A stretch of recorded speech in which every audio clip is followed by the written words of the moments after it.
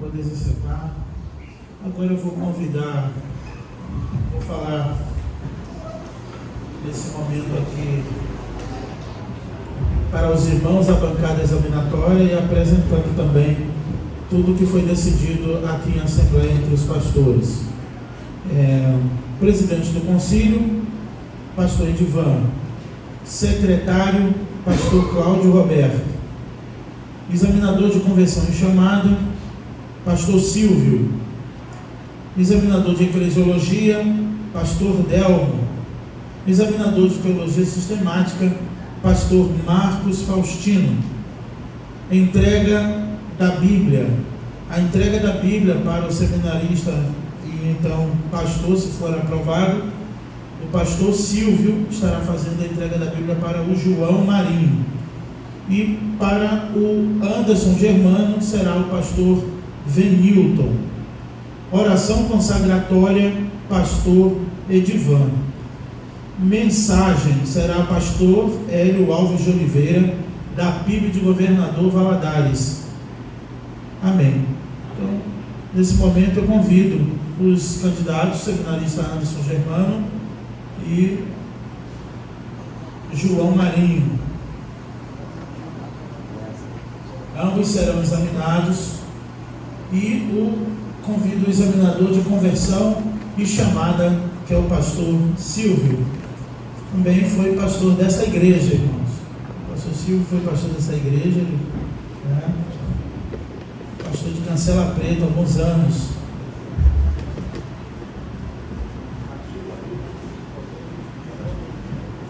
Graças e paz, irmãos, é um prazer estar aqui, rever alguns, que eu batizei, que foram minhas ovelhas.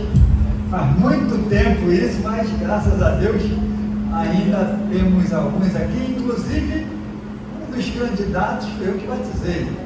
Eu que tive o privilégio de batizá-lo, e isso é muito gratificante para nós, vê-lo agora aqui como candidato. Conversão e chamada. A gente fala examinar, mas na realidade, a gente não examina, é mais um testemunho da conversão e chamada, porque quem somos nós para determinar se a pessoa é convertida ou não, essas coisas que nós sabemos subjetivas, que só Deus sabe, mas o testemunho é muito importante. Amém? Amém. Então nós gostaríamos de cumprimentar os candidatos, é um prazer, e pedir para que eles falem da conversão e da chamada de cada um de vocês, um por um, por favor. Bom dia aos pastores, bom dia à igreja. A minha conversão se deu no ano de 93, no dia 15 de agosto de 93, onde eu aceitei o Senhor como meu Senhor e Salvador aqui nessa igreja, mas foi todo um processo. Eu era um atleta de futebol profissional e jogava e tinha um desejo, um sonho de ser bem sucedido, e através da vida de alguns atletas que eu assistia jogando, exemplo, o João Leite, que entrava em campo entregando uma Bíblia, Baltazar e outros. E um que me chamou a atenção foi o Jorginho, tetracampeão, hoje em dia é treinador de clube, e a vida dele me chamava muita atenção dentro de campo, por ser leal e o testemunho que ele dava. E eu via Cristo na vida do Jorginho. E no time da terceira divisão, eu jogando lá, treinando, eu conheci o diácono William de Matos. Eu conheci ele jogava lá, morava aqui, e a gente começou a ter uma proximidade juntos, começou a caminhar juntos, eu e ele. E aí eu via na vida dele algo diferente, a alegria que ele tinha sendo cristão, e eu comecei a questionar essas coisas na minha vida, vendo a felicidade dele, a alegria dele, e eu percebia que faltava algo dentro de mim, que faltava algo que precisava ser transformado na minha vida. Eu sempre, mesmo não sendo cristão, eu tive um desejo muito grande de conhecer a Deus. Em tudo eu agradeci a Deus, e foi quando eu comecei a caminhar com Ele, e eu percebendo o testemunho dele. Interessante que ele nunca falou de Cristo para mim, mas pelo testemunho dele, a gente começou a caminhar junto, a gente participou de alguns projetos aqui, onde eu conheci um irmão também aqui, o Jorge, que ele hoje é missionário e trabalha na convenção, e é coordenador, na convenção não, ele trabalha na ajuda de missões, e ele é coordenador de alguns missionários lá na Ucrânia, e através da vida deles, Deus começou a falar ao meu coração. E dentro de casa, eu conversando com a minha mãe, com o meu irmão, já sentia o desejo de me converter. Eu creio que ali eu já estava convertido quando eu perguntei para minha mãe: mãe, eu quero ser um cristão. Ela falou: olha, você pode ser, me deu o maior apoio, mas certas coisas você vai ter que mudar na sua vida. E eu conversando com meu irmão também, e eles não eram crentes. Eu fui o primeiro a me converter na minha casa. E aí esse processo todo, um belo dia, eu senti a necessidade de vir para a igreja. Aí entrei em contato com o William, falei: William, eu quero ir na tua igreja, eu quero fazer uma visita. E aí eu marquei de ir na casa dele, passar na casa dele e vir para cá. Só que ainda ficava naquela situação: quero, não quero, vou, não vou. E eu fiz uma estratégia com Deus. Eu falei: Deus, eu vou na casa dele, só que se eu chegar lá, ele não estiver, eu vou dar meia volta e não quero mais saber desse negócio de ser crente. E eu, nessa estratégia, eu fui na casa dele um pouco tarde, já achando que eu não ia encontrar ele, eu ia dar meia volta e nunca mais ia querer saber disso. Mas para minha surpresa, quando eu bati no portão dele, chamei por 3 vezes e já dei a volta para ir embora, eu escutei uma voz: oi, eu estou me arrumando. Aí eu esperei ele, e aí ele se arrumou, a gente veio para a igreja. Nessa igreja aqui onde eu me converti, eu conheci o pastor Silvio, que pregava o evangelho aqui. E é interessante que eu frequentei aqui durante um mês. E o pastor pregava e não fazia apelo. E pregava e não fazia apelo. Naquela época, ainda tinha que levantar a mão, aceitar Cristo como Senhor e Salvador. E aí, na última semana do mês, uma das pregações dele, ele pregou e fez o apelo. E eu lembro que eu estava lá atrás, e aí eu fui a 5ª pessoa a levantar a mão. E eu saí de lá, vim aqui à frente. Chorei muito, porque eu precisava de Cristo na minha vida. E aí foi quando eu me converti. E aí eu comecei a frequentar a igreja, a estar com os irmãos e entender que a vida com Deus, que a vida com Cristo é uma vida maravilhosa. Então essa foi a minha conversão. E a chamada? Então a chamada foi dentro da igreja. Eu comecei a trabalhar com o William no Ministério Esportivo. O William treinava alguns jovens e eu, da área do futebol, eu comecei a trabalhar com ele, a caminhar com ele. Só que um belo dia eu decidi parar de jogar. Eu não quis mais jogar futebol, porque não deu dinheiro, não deu fama, não deu nada disso. Eu falei: bom, eu vou parar de jogar futebol. E aí larguei, abandonei, e aí fui trabalhar numa multinacional. Não queria saber nem de assistir jogo. E aí fui trabalhar numa multinacional. Nessa multinacional eu estava sendo muito bem sucedido. Tudo aquilo que eu queria no futebol, que eu não consegui, nessa multinacional eu estava conseguindo. Um bom salário, carro, viagem, um monte de coisa, mas ainda faltava algo na minha vida. E era o chamado na área do esporte. Foi quando, um belo dia, o Jorge, ele trabalhava no centro esportivo do Jorginho. O Jorginho esse, que através da vida dele, eu aceitei Cristo pelo testemunho dele. Ele trabalhava no centro esportivo E aí ele me convidou para um passeio junto aos Atletas de Cristo, que eu comecei a frequentar. E aí nesse passeio a gente foi fazer um trabalho na praia e evangelizar através do esporte. A gente levou uma bola e aí começou a bater bola na praia. Quando eu percebi, a nossa volta tinha um monte de criança, mas muitas crianças. E ali Deus falou comigo profundamente sobre isso. E aí imediatamente eu larguei essa empresa e fui trabalhar de voluntário nesse centro esportivo do Jorginho. E ali eu conheci ele, pude perceber que realmente ele era aquilo que eu via na televisão. Trabalhei lá 12 anos e ali a gente fez treinamento de alguns missionários, onde Deus começou a falar forte no meu coração sobre missões. E aí o Senhor começou a me levar em alguns lugares para fazer missões, porque o meu coração ele ardia em missões. E aí Deus me levou para a Venezuela, Deus me levou para alguns países através de missões. Recentemente agora eu estive na Ucrânia, deixei minha esposa, deixei meu filho para obedecer o chamado do Senhor através de missões. E aí eu percebia que eu precisava conhecer mais a Deus, eu precisava conhecer mais a palavra de Deus. E aí quando o pastor Edivão chegou nessa igreja, ele veio até mim e percebeu a importância do chamado que eu tinha e me conversou comigo para que eu começasse a estudar.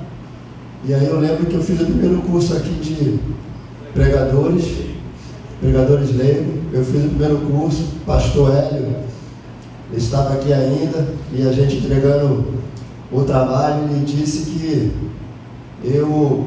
se eu chegasse a ser um pastor, que eu ia ser um pastor diferente. Ele falou por conta de algumas características. E aí eu precisava conhecer a palavra de Deus, porque missões eu ia precisar pregar, falar do amor de Cristo, usar algumas estratégias em alguns países que não se podia nem pregar o Evangelho. Aí o pastor conversando comigo, Deus abençoou a nossa igreja com esse seminário, onde o pastor conversou comigo, me incentivou, me apoiou. E aí eu entrei no seminário porque eu sempre tive desejo de conhecer a Deus. E eu estou aqui porque o maior apoio veio da vida dele. O pastor Edivão chegou aqui e revolucionou a nossa igreja com a pregação da mensagem. Eu lembro que ele conta até uma história que vieram perguntar a ele qual seria a plataforma dele aqui nessa igreja. Ele disse que a plataforma dele era só pregar o Evangelho, era só trazer a palavra de Deus de forma expositiva. Então isso me incentivou muito a entrar no seminário e, se for da vontade do Senhor, ser um pastor para a honra e glória do nome dele. Amém. Glória a Deus. O prezado agora, depois eu passaria a palavra para o presidente, que vai dar oportunidade para os colegas. Amém. Meu nome é Anderson Germano, também sou um seminarista aqui do Seminário Eclesial. Primeiro eu queria agradecer a presença de vocês, a presença da igreja, a presença de cada um dos pastores. Com licença, queria fazer menção aqui a alguns amigos meus que vieram aqui ao meu convite. Tem meu irmão Alceni, que veio lá, acabou de chegar de Coruá.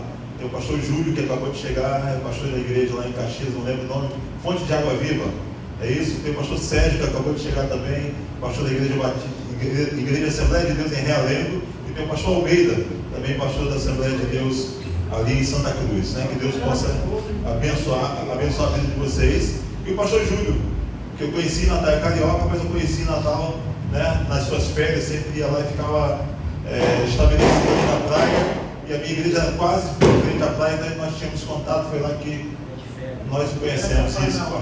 Pastor Júlio está sempre de férias.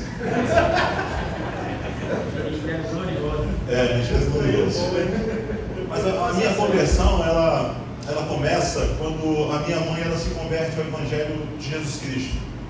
Minha mãe era alguém que não tinha definido, eu conheço um pouco da história dela, não tinha definido a sua religiosidade ainda, ela não tinha um objeto de crença, ela não conhecia Jesus Cristo, e ela vivia procurando o preenchimento desse vazio do seu coração, até que um dia ela encontra Jesus Cristo. E eu lembro que a minha história cristã ela começa por volta dos 8 anos de idade, quando eu já tenho mais ou menos conhecimento daquilo que estava se passando. E eu lembro da minha mãe nos levando à igreja, nos levando à escola bíblica dominical. Ela praxe lá em casa e a escola bíblica dominical. Nós sempre fomos um amante da escola bíblica dominical. E eu lembro que minha mãe muitas vezes não podia ir, mas ela sempre mandava eu e a minha irmã. E com esse contato que nós tivemos com a igreja, o nosso coração foi sendo direcionado para a palavra. Isso foi algo sempre inerente às nossas vidas naquela igreja, quando ainda éramos pastoreados pelo pastor Ed Jardes. E aí, aos 10 anos de idade, no ano de 1988, eu lembro que foi numa EBF, né? Aqueles que foram nascidos no lar cristão sabem que há sempre uma dificuldade de lembrar qual foi o momento, né? Mas quando alguém me pergunta sobre a minha conversão, eu não tenho dúvida. Foi no EBF no ano de 1988, quando eu estava numa sala de EBF, de Escola Bíblica de Férias, e o irmão Francisco de Assis estava trazendo uma mensagem acerca da conversão daquele povo que estava em Nínive, quando Jonas é chamado para poder pregar o Evangelho, e ele não deseja pregar o Evangelho, mas impedido até pelo próprio Deus, ele vai, de forma obrigatória, prega o Evangelho e aquelas pessoas se convertem. É exatamente nessa história que o Senhor fala ao meu coração. Eu ainda era uma criança com 10 anos de idade, mas eu tenho a plena convicção, né, que se cumpre aquilo que está lá em Romanos, capítulo de número 8, versículo de número 16, em que o próprio Espírito de Deus testifica com o teu Espírito que agora você é um filho de Deus, né? E a partir daquele momento que eu sinto que a minha vida foi transformada e que eu passei por esse ato do Espírito Santo, que é a conversão em Cristo Jesus. Conversão e chamada agora. Chamada. 2 anos após, eu desço as águas. Com 12 anos eu sou batizado. E é interessante que quando eu olho para a minha vida, eu sempre vejo como alguém improvável. Por que alguém improvável? Porque nunca foi a minha meta naqueles dias o ministério da palavra. Mas eu lembro que o Senhor foi plantando isso. Depois, quando eu começo a enxergar a minha vida, a minha caminhada, eu começo a compreender que Deus foi plantando isso pouco a pouco no meu coração, né? Eu era alguém que trabalhava na igreja. Eu era alguém que depois de batizado passei a minha vida completa na igreja. Eu era alguém que não faltava os cultos da igreja. Eu era alguém que não faltava os trabalhos da igreja. Eu lembro que eu era alguém que não faltava um culto de evangelismo na igreja. E eu não ia para poder participar de uma forma ativa, mas eu ia às vezes para levar a caixa de som e colocar no lugar, e isso agradava o meu coração. Eu me sentia útil.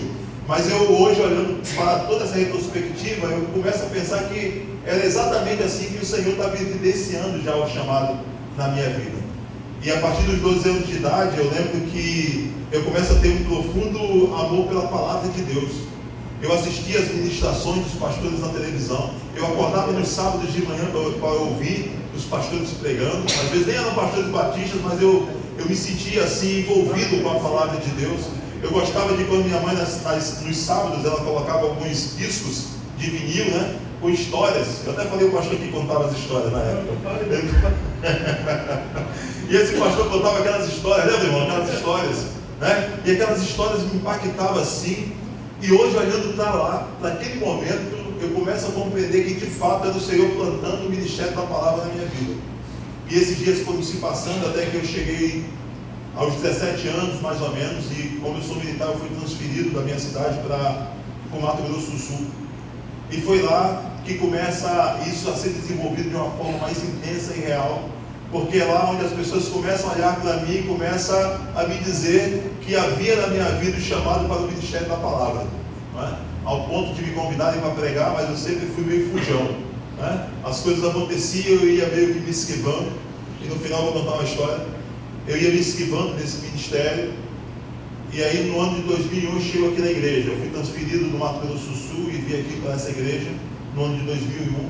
Foi quando eu tive a primeira oportunidade com o pastor Clarinho, que era pastor dessa igreja, para a ministração da palavra. Eu lembro que foi no culto de manhã, foi uma data especial que era o Dia das Mães, e ele me colocou. Eu lembro que eu nem tinha estudado ainda pregação expositiva, mas eu li um texto e expliquei o texto. e apliquei mais ou menos. Não foi uma aplicação tão boa não, mas foi mais ou menos, né? A aplicação naquele dia. Eu li o texto, expliquei, apliquei, e eu saí dali já pensando naquilo que estava acontecendo e como o Senhor estava me direcionando para esse propósito dele. A partir daí o Senhor começou a trabalhar na minha vida, Ele começou a colocar pessoas na minha vida para que eu pudesse cuidar. Foi nesse momento, depois, quando eu fui transferido mais uma vez, voltei para a igreja, que eu tive a oportunidade de ser presidente dessa igreja por algum tempo.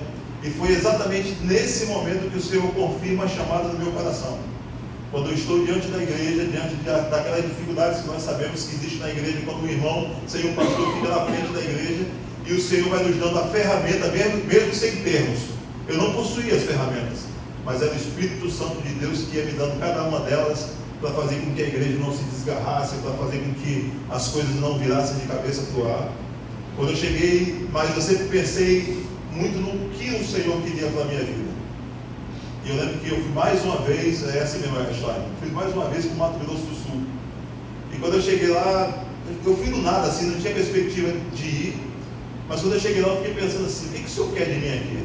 Eu não tinha perspectiva para ir, eu estava tranquilo no Rio de Janeiro, eu estava vivendo numa igreja que é a minha família, junto de pessoas que eu amo, morava na casa do lado ali, irmãos, da igreja, não fazia esforço nenhum para vir para a igreja, só pulava para cá. Mas é interessante que depois de um ano, e Alcemir é prova disso, 1 ano e meio mais ou menos, quando eu estou na igreja, o pastor me ligou da igreja, eu tinha sido eleito em dezembro para ser vice-presidente da igreja, e tudo bem, o pastor tinha dito que gostaria que eu fosse vice-presidente da igreja, porque ele me achava capacitado para aquilo, mais uma vez o reconhecimento externo do propósito de Deus na minha vida. E aí, quando ele me chama no dia 1º de janeiro, eu estava na casa, se não me engano, do Alcemir, a gente estava almoçando no Anderson, se não me engano, ele me chamou e falou assim, eu preciso falar lá em Ladaga, lá em Corumbá, eu preciso falar com você urgente, o pastor Carlos não vai fazer isso. E eu saí, eu fui o mais devagar possível, irmão, de carro, pensando no que eu tinha feito. Eu falei, o que eu fiz, o que eu aprontei? Eu não lembro de ter feito nada, mas quando eu cheguei lá, ele falou assim, irmão, eu pedi para que você viesse aqui, porque eu estou deixando a igreja, vou assumir um trabalho numa das cidades do Mato Grosso do Sul, que não tem trabalho batista, e a convenção, como sou um missionário, me convidou e eu estou aceitando. Eu falei, tá, pastor, mas quando é que o senhor vai? Ele falou, não, domingo passado foi meu último domingo na igreja. O irmão já assume a partir de hoje, e eu estava apenas esperando um momento que chegasse alguém que eu pudesse deixar a igreja, e o Senhor direcionou o irmão. E foi exatamente de novo naquele dia que o Senhor novamente confirma essa chamada da minha vida, me capacitando com talentos que eu não possuo, me dando dons que não foram sequer buscados por mim, mas que era a obra do Espírito Santo. E o Senhor vai confirmando isso até o ponto de, eu falei para os irmãos que às vezes eu fico sempre me perguntando se de fato é isso que o Senhor Deus tem para mim. E aí foi quando nós conhecemos os pastores durante a caminhada, eles foram ratificando isso também. E aí cheguei na igreja agora pela última vez, vindo de Natal, conheci o pastor Edivan, não, o conhecia, mas bem pouco, e conheci o pastor Edivan, e é ele que me convida também, né? Onde nós discutimos aqui, e de fato não fomos eu e o João que buscamos, não fomos nós que batemos a porta do pastor e dizemos, pastor, o Senhor Deus tem um chamado ministério da palavra para nós, e a gente queria ser levado ao concílio pastoral. Não foi assim que aconteceu, né? Foi o pastor Edivan que nos chamou, que também me chamou, e que reconheceu em nós esse chamado de Jesus Cristo, o intenso amor pela palavra, pela ministração da palavra, pelo cuidado das ovelhas, pela realização do propósito que o Senhor Deus estabelece no meio do povo como ajudadores. Ele reconhece não apenas que fomos chamados, mas que primeiramente nós somos ajudadores do reino. Somos homens que estamos aqui e queremos apenas ajudar o reino do Senhor a crescer cada dia mais na pregação do Evangelho, da sua palavra, no ensino. E o Senhor Deus ratifica isso. É o Senhor Deus que confirma isso nas nossas vidas. E foi exatamente nesse momento, né, que eu não pude mais fugir, né? A gente não pode mais fugir quando o Senhor Deus fecha as portas, quando Ele conserta a cerca, não é isso, pastor? E a gente não consegue mais ir. Então foi assim que o Senhor Deus me chamou. Amém. O irmão da Marinha? Sou. Então, eu já tenho muito em comum com o João e com ele também. Eu trabalhei 35 anos no Hospital Naval Marcílio Dias, irmão. 35 anos no Hospital da Marinha. Me aposentei, né, estando lá no Hospital Marcílio Dias, são 35 anos.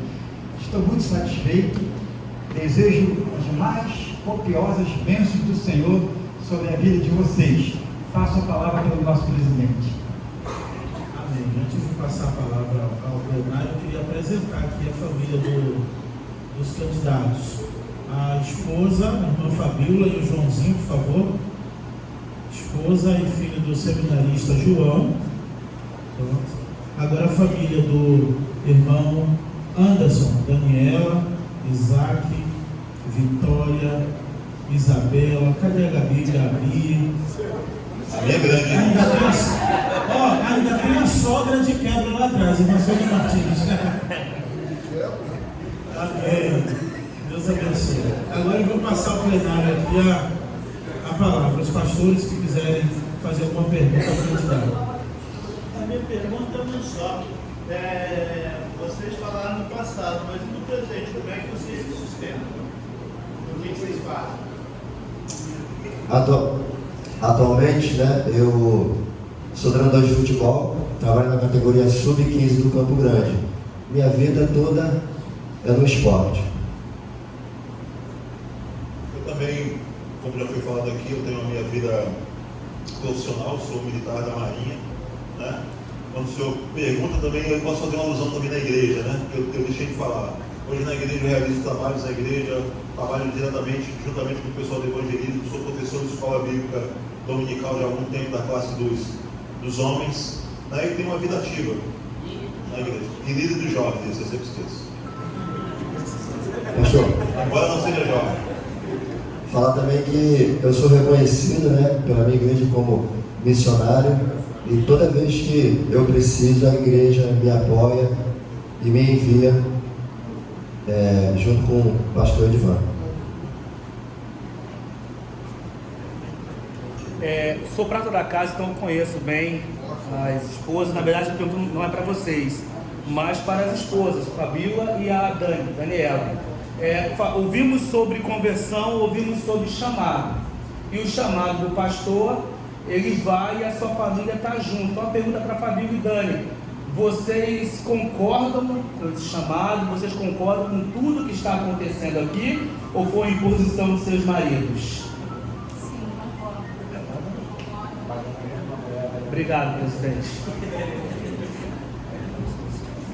O importante é a situação para a próxima matéria. Apoiado, então, vamos passar para a próxima. Eclesiologia. Pastor Delmo Cortez. Bom dia a todos, vamos ser bem breve, pelo que os candidatos falaram, né, o Anderson e o João estão bem inteirados sobre essa matéria, não é verdade? Ou não? Ou não? Sim. Sim? E qual o significado da palavra eclesiologia?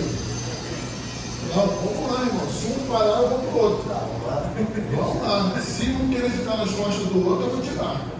Vamos lá? Pergunta. Porque olha, quando a gente vai perguntar ainda, tem ali coisa aberta para eles perguntarem ali. Só vou dar só o alavanco. Vamos lá. Eclesiologia é a doutrina da igreja. Doutrina da igreja. João, o que é igreja? Igreja é uma comunidade que se reúne para adorar a Cristo e pregar o Evangelho. Qualquer um se reúne?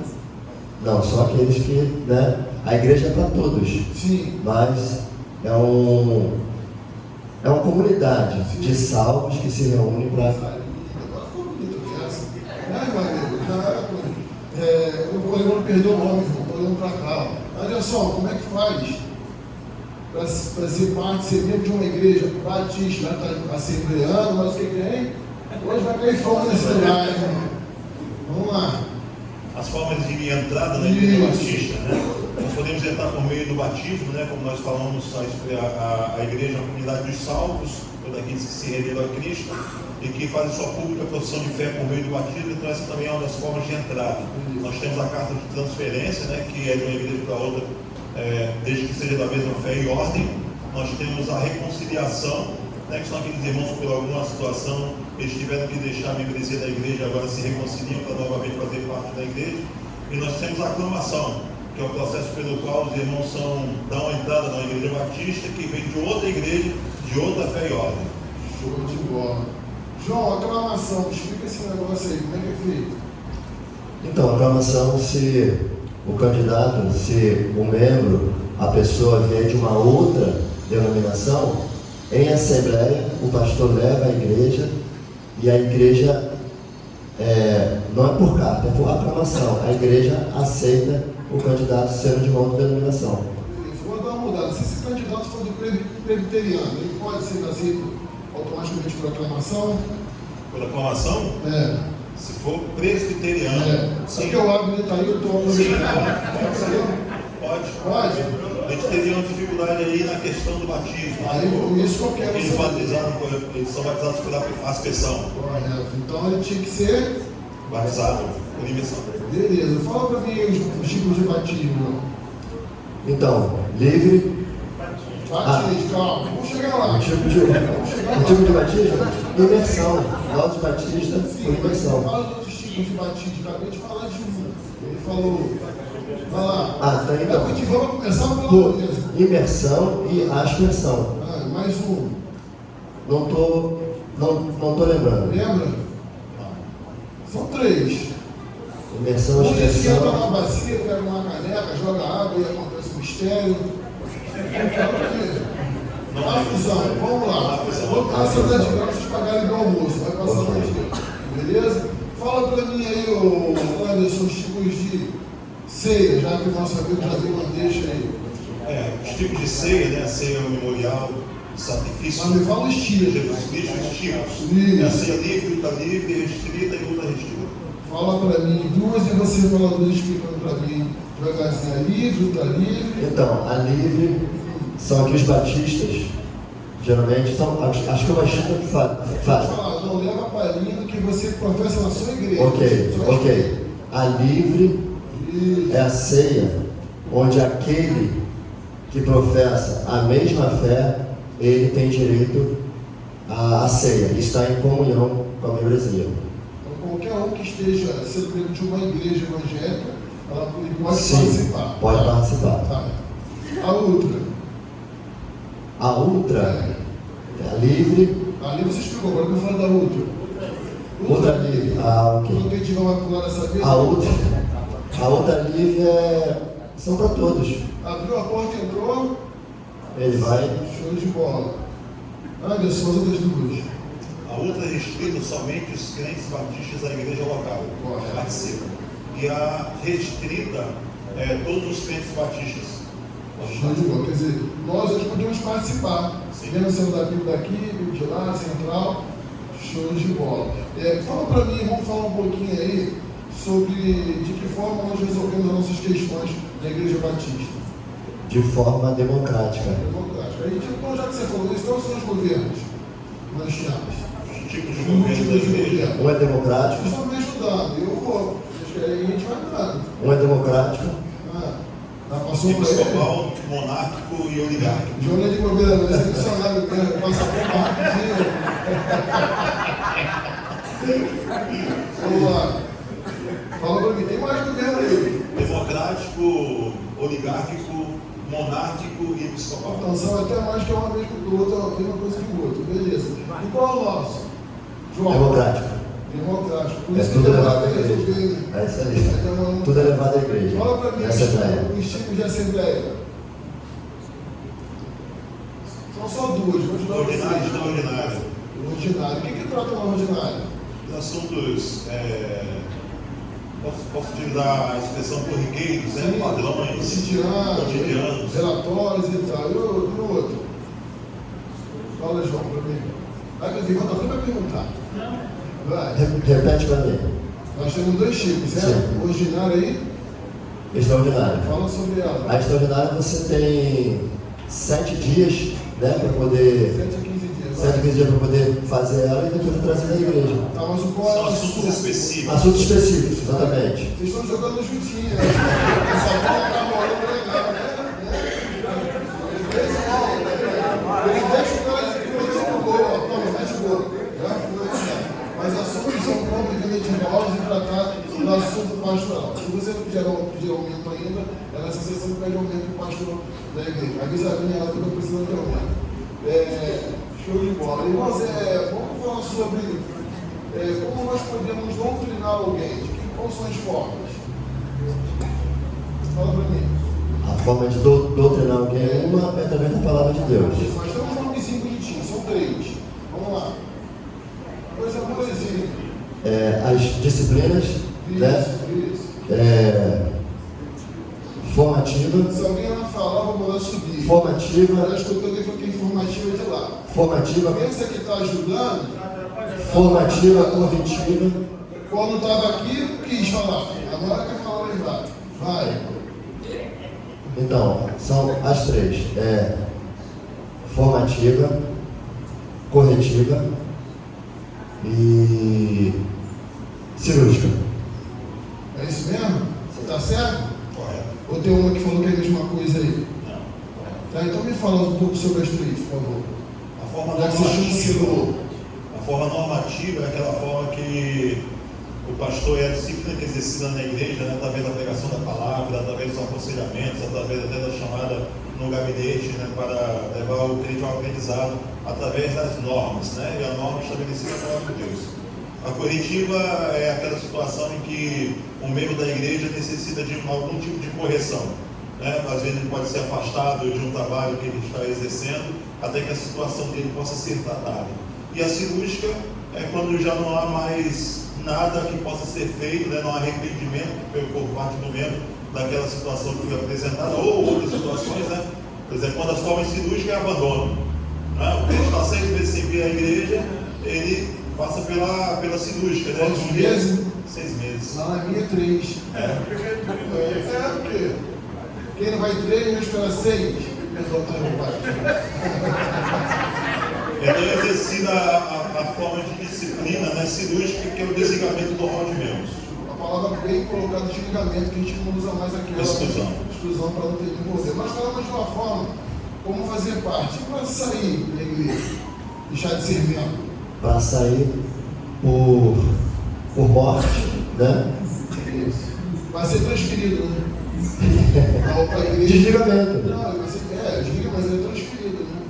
Ele estava no militante, agora ele vai para triunfante. Vai, só deixa assim, continua aí. A pessoa quer ser mole, né, João? Não peguei. Mas pega no caminho, vai. Morte. Lembra do que ele falou para entrar? Isso aí, ó, morreu automaticamente. Se estava demorando, já foi tarde, né? Morreu. Mas aí, vamos lá. Mais outro tio. Tem 2 ou 3 a mais aí. Ele falou que precisa de carta. Precisa de carta. Para entrar. Para sair, uma carta normalmente de transferência. Isso. Para a pessoa sair. Correto. Qual outro? Eu gosto de uma ali que há pouco tempo tem um amigo meu que deu 15. E foi benção para a igreja dele. Voltaram e começaram a ser dizimistas de novo. Vamos lá. Não lembro. Sabe? Você foi lá para onde? Mato Grosso? Isso. Você podia ter levado ela com você. Carta compulsória. Ó, mais uma vez, Carta vou chegar aqui compulsória, e responder. Então lá. Ó, quem responder, vou chamar para cá para me ajudar, hein? Tá me olhando? Compulsória. E como é que funciona essa carta compulsória? Geralmente ela é dada, né, quando não existe algum tipo de problema na saída desse membro, né, por alguma questão, e pode ser várias das questões, o pastor leva a assembleia e dá para ele uma carta compulsória, e leva aquela carta e pode ser membro de qualquer outra igreja que se aceitarem. Porque quando ele vai com essa carta, ele já chega meio complicado. Né? No teu caso, como você é como missionário, né? De repente dá essa carta compulsória para o conduto para quando chegar a facilitar a sua entrada. Isso aí é cada caso é um caso, mas isso aí é meio complicado. Vocês são dizimistas? Sim. Sim. A tesoureira tá aí? Levantou a mão. Não, porque ser dizimista é uma coisa, dar o que é o certo, o relógio não mostrou na sua cabeça, não sei por quê. Tem que ser, pastor tem que ser dizimista, não estou dizendo que ele não é, não, que ele é, em nome de Jesus. Né? Tem que ser dizimista, ou você não concorda? Sim. Concordamos, tem que Então ser. me fala sobre o dízimo aí para mim. Coisa de... O dízimo é a 10ª parte daquilo que você recebe para ajudar, né, na organização da igreja, para que a igreja possa funcionar de uma forma correta. Seu pensamento. Sim. Malaquias vai explicar bem isso, né? Quando ele manda o povo trazer os dízimos da casa do Senhor, o distribuir o tesouro. É para que haja mantimento na casa do Senhor, né? Para as manutenções e para os trabalhos da programação do Evangelho. Mas o crente pós-moderno diz que se coloca no Antigo Testamento. E a gente tem sofrido algumas ações de dificuldade, né? Eu sempre lembro que para esse ano estar ligado precisa pagar, ou não? Quem vai pagar? É o prefeito da cidade? Então que vocês continuem assim. O Isma falou que é quando, João, a consagração? Próximo semana. Depois desse momento que alguns de nós vamos impor a mão de vocês, qual será o procedimento de vocês como pastor presidente ou sênior dessa igreja? Qual será o procedimento? Cada um fala. Na verdade, é caminhar lado a lado com o pastor, aprender mais e mais, e estar debaixo da orientação dele, da disciplina dele, da doutrina dele. Bom? Está disposto a ajudar. Isso aí. A fidelidade, né? Sim. Porque assim, o testemunho de vocês foi muito forte. Quer dizer que ele foi um dos impulsionadores a vocês estarem aqui. Vocês não bateram naquela porta de blindex, que nós vamos todo dia. O Valdir já colocou, vai todo dia lá na igreja também. Vocês não bateram naquela porta de blindex. Ele que, através do Espírito Santo, somente fez aquilo que já tinham acertado como vocês. Eu tinha muita coisa para perguntar para vocês. Eu tenho um plenário ali, estou com sede de perguntas. Eu já estou para descer para fazer aquela proposta. Propõe que passe para a próxima matéria. Mas eu vou passar aqui a palavra ao nosso presidente. Eu conheci o João há pouco tempo, uma pessoa assim que eu vi muito predisposta a ser bênção, né? Eu não sabia que ele jogava bola, que ele tem muito perfil, né? Para ser ruimzinha dessa. Né? Mas vamos ver o sítio, né, Faustinho? Se ele joga mesmo. Nós somos campeões, tá, pastor? Mas o que? Bica. É WO toda vez? Dos homens batistas aqui da nossa Então. O pastor Francisco veio da cadeia. Cadê? Lá. Mas o Francisco também não joga quase nada. Lá na igreja do Francisco. Ganhou o time do Francisco? Na igreja Até o meu time ganhou do já temos Francisco. 2 troféus aí. Então a gente vai marcar um dos pastores aí. Meu presidente, me deu satisfeito. Passa a palavra aí. Amém. Graças a Deus. Então eu passo a palavra agora ao plenário, aos pastores que tiveram alguma pergunta. Por favor. Alguém? Algum pastor? Pastor Robson. Sim, quase todos os concílios, a parte da metodologia, eu faço a pergunta. Nós estamos vivendo tempos diferentes. Né? Foi falado sobre a entrada na Igreja Batista. E hoje é uma posição cultural, social, sobre algumas coisas. Então, você vê que uma pessoa que tem a prática do homossexualismo e quer ser membro da igreja. Tá? Como será o seu procedimento para aceitar essa pessoa? A gente vai aceitar que ela entre na igreja, que venha para a igreja, mas não vai aceitar de forma para ser membro. Para ser membro, tem que realmente se converter, aceitar a Cristo e ter uma mudança de vida. A gente ama a pessoa, mas abomina o pecado. Se você for correr risco do processo por causa disso. Mas vale obedecer a Deus o que os homens, Pedro vai dizer. E de fato, o que João acabou de falar, e eu colaboro com a sua resposta, a igreja é a comunidade dos salvos. Né? Então, para que faça parte dessa igreja, essa pessoa tem que ser salva. Para que ela seja salva, ela tem que acreditar em Jesus Cristo. Ao mesmo diante do iminente processo, uma perseguição, você vai ficar para a palavra. Sim, sempre com a palavra da igreja. Então, para fechar aqui, vocês conhecem uma passagem bíblica que tem base para isso, para essa postura? Para não aceitação? É. Sim, porque o que ele está vivendo vai contra a lei do Senhor. Né? A palavra de Deus nos diz lá no capítulo 1 e 2 de Gênesis, no momento da criação, tanto do homem quanto da mulher, ele vai dizer: macho e fêmea os fez. Né? Ele não fez uma outra categoria, ele fez homem e fez a mulher. Sim, mas tem um texto que fala sobre isso, especificamente sobre o processo. O Novo Testamento, não lembro de cabeça, agora no Novo Testamento ele vai colocar a relação daqueles que não estarão nos céus. Os homossexuais. 1 Coríntios 6, 9.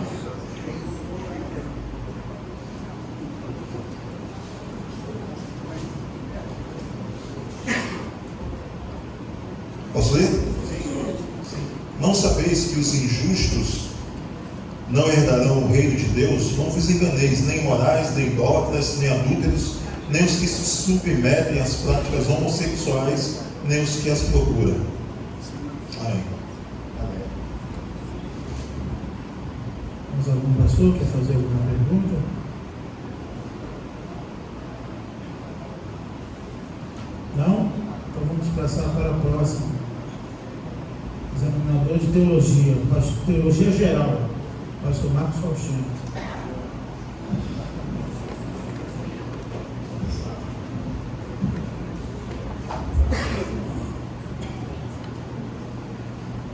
Bom dia, irmãos.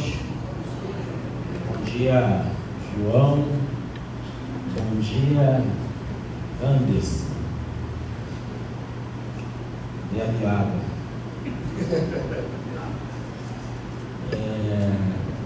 Uma palavra que eu sempre gosto de dar à família, à igreja, uma vez que o conselho ele é aberto.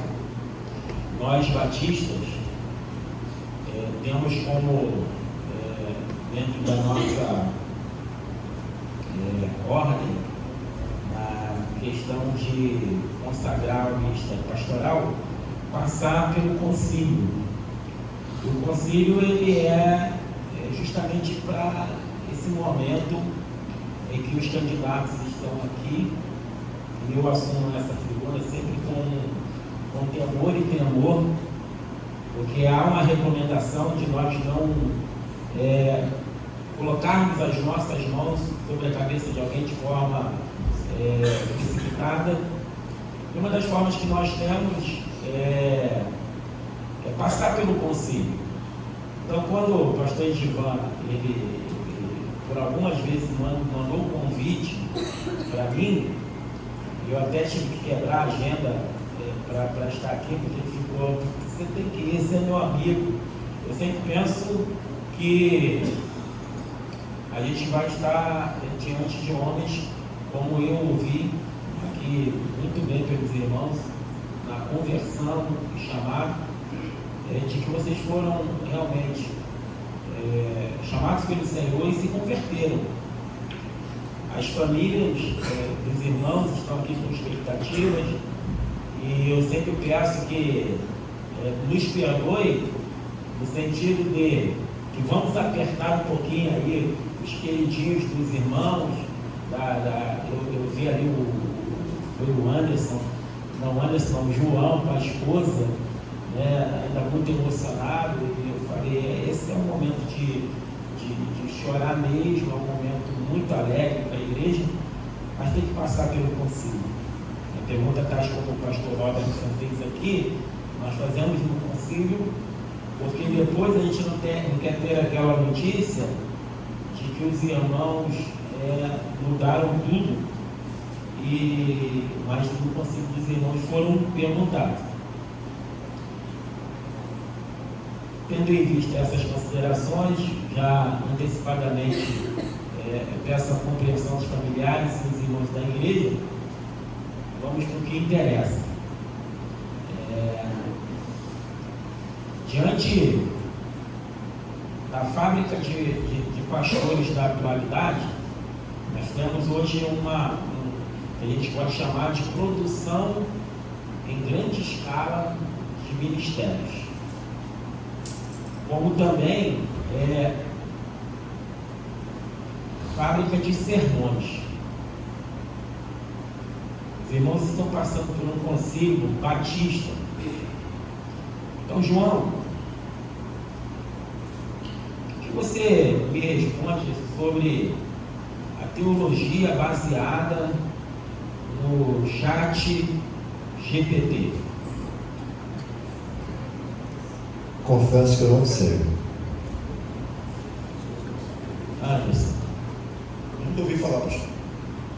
Pois deveria. Porque a fábrica de sermões na internet, hoje você entra lá no chat GPT e você fala assim, reforma protestante. E ele vai construir um sermão expositivo com todos os tópicos. Não, assim, vai construir, ainda com falsas informações e de acordo com aquilo que você estuda ou não. Então, hoje nós estamos vivendo esse tempo. Não perguntei sobre teologia metaversa, os irmãos ficaram esperando, mas a primeira pergunta é justamente que os irmãos são uma porta agora de barrar ou deixar entrar, uma vez que toda hora vai chegar um membro, alguém perguntando as situações do momento em relação à questão da teologia, do ministério pastoral. Fala para mim, Anderson, sobre o que é escatologia. Escatologia é a doutrina das últimas coisas, né? A junção da palavra escatos grega, né? Mas logia, que é palavra, doutrina, estudo. Então, o significado básico é esse: o estudo ou a doutrina das últimas coisas. Por que estudar escatologia, João? Estudar escatologia porque a gente sabe que vai ser a volta do Senhor Jesus Cristo. Então a gente precisa estar preparado para esse tempo. Você tem algum texto bíblico que te dá base para isso? Mateus 24 diz lá sobre o princípio das dores, que devemos estar atentos sobre isso.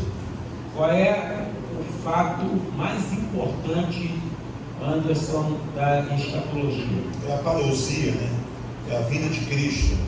A expectativa de toda a igreja e toda a palavra de Deus, principalmente no Novo Testamento, é que essa igreja tem uma promessa final, e essa promessa final é o reinado com Cristo, e para que ocorra esse reinado com Cristo, nós seremos arrebatados, né? 2 Tessalonicenses capítulo 4. Como se dará a volta de Cristo, João? Então, como se dará? Todo olho verá a volta de Cristo, e ele vai vir sobre as nuvens, os mortos ressuscitarão, e a igreja irá de encontro ao Senhor. Há as correntes escatológicas que provavelmente você já tem passado aí. Gostaria que vocês, de forma direta, falassem para a gente aqui, passando pelo Anderson, o que vocês entendem por essas correntes escatológicas e quais são elas. O estudo da escatologia, de fato, existem várias compreensões dessas linhas escatológicas, né? Então, basicamente, nós temos aqueles que acreditam no pré-tribulacionismo, nós temos aqueles que acreditam no pós-tribulacionismo, nós temos os milenistas, nós temos os amilenistas, nós temos os pós-milenistas, né? Os pré, aqueles que acreditam que a igreja será arrebatada antes da grande tribulação, onde a vida de Cristo estará de duas vezes, né? A primeira ele leva a igreja, a segunda ele vem para reinar com a igreja e para julgar a todos. Os pós-tribulacionistas e os mesos, aqueles que acreditam que virá no meio da grande tribulação, os pós-tribulacionistas, aqueles que acreditam que a igreja passará por toda a tribulação e que Cristo vem no final da grande tribulação, arrebata e já reina juntamente com o juízo final. Você concorda com ele? Concordo. Sério? Sim. Qual é a sua posição dentro aí dessas correntes? O que você acha que é o que mais está próximo àquilo que você estuda? Não vou saber te responder agora. Concebido por milenista. Ok. O que é a eternidade, João? Eternidade é o lugar onde vamos estar com o Senhor. Então, se vai estar com o Senhor, e a questão do lugar onde repousa as almas, o que você entende por isso? Eu acredito que aquelas pessoas que morreram e foram salvas estão com o Senhor. Não está no purgatório? Não, isso não existe, não dá base bíblica para isso. Ok. O Anderson, fala um pouquinho sobre céu e inferno, o que é que você entende, se é um estado, se é um lugar, o que a Bíblia fala a respeito de céu e inferno? Tanto o céu quanto o inferno, né, são lugares. O céu é o lugar que o Senhor reservou, né, para a morada eterna. É o lugar onde Deus preparou para que nós pudéssemos, aqueles que são igrejas do Senhor, permanecessem e vivessem de forma como a eternidade é um estado, né, de forma eterna, habitando com Ele. E o inferno também é um lugar, mas é um lugar de tormento. A palavra de Deus vai nos dizer que é um lugar que o Senhor preparou para o diabo e para os seus anjos. É o destino final daqueles que pereceram e que não aceitaram a Cristo como Senhor e Salvador. Ô João, o que a Bíblia fala sobre reencarnação? O que a Bíblia fala sobre reencarnação? Pelo que eu entendo, a Bíblia fala sobre contra isso, que não existe a reencarnação. Não fala nada. O quê? Não diz nada. Nada sobre reencarnação. Você tem medo de morrer, Ana? Não. Você morrer hoje, você vai para onde? Os céus. Tem certeza disso? Sim. É a promessa do Senhor para os salvos. O crente em Jesus perde a salvação, João? Não perde a salvação. Mesmo se ele sair daqui, chegar ali na frente, fizer alguma coisa errada. Se ele fizer isso é porque ele nunca foi salvo. Não. Então, após eu colocar a mão juntamente com os irmãos, se porventura os irmãos passarem no concílio, passarem aqui, você nunca mais vai pecar, ou Anderson? Continua sendo pecador. Então, João? Sim, continua sendo pecador. Então, se você errar, quer dizer que você nunca foi salvo? Não, é porque eu não peguei a questão. Ok. Fala um pouquinho, o que é o juízo final, Anderson? O juízo final, a palavra de Deus nos diz que quando nós morremos, né, segue-se o juízo. O juízo final também é uma das questões escatológicas, né? A palavra de Deus nos diz que quando o Senhor voltar, nós seremos arrebatados, estaremos com Cristo e após esse momento, todos ressuscitarão para esse julgamento final. Todos serão julgados, todos serão colocados diante do Senhor. Alguns serão julgados para os céus e outros para o inferno. Concorda? Concordo plenamente. Por que eu comecei com escatologia? E geralmente a gente fica preparado para aquilo que é o óbvio. Os irmãos vão ser pegos de surpresa no ministério de vocês. Toda hora. Gente que você acha que é o mais santo da igreja, esse aí pode te causar uma grande surpresa. Sobre o que os irmãos vão basear o ministério de vocês. Sobre o que? Basear inteiramente na palavra do Senhor, na orientação da Bíblia. Sobre a Bíblia. Concorda? Sim. Então o que é bibliologia? Bibliologia é o estudo da palavra de Deus. O que é a Bíblia, Anderson? A Bíblia é a palavra de Deus, né? Hebreus 4, capítulo de número 12, para dizer que a Bíblia ela é viva, ela é eficaz, ela é um objeto importante que divide o homem, né, da alma e do espírito, ela que faz reproduzir em nós aquilo que de fato nós somos, né? Ela desnuda o homem, nós conseguimos enxergar de fato aquilo que somos, ela deve ser a fonte da nossa meditação, conforme diz lá em Salmos capítulo de número 1, né? Que antes de todas as coisas temos que ter o nosso prazer na lei do Senhor. Ela é a lei do Senhor, ela é lâmpada para os nossos pés, é luz para os nossos caminhos, como diz lá em Salmos 119, 105. E aí, Anderson? O que é a Bíblia para você? A Bíblia é a regra da minha fé e da minha conduta. Ok. Em relação à Bíblia, né, ao livro, né, uma biblioteca de livros, eu gostaria que os irmãos falassem sobre as atitudes humanas em relação à Bíblia. Tipo, racionalismo. O que é o racionalismo em relação à Bíblia, à atitude humana? A própria expressão já configura de fato aquilo que é, né? É a observância da Bíblia de uma forma racional.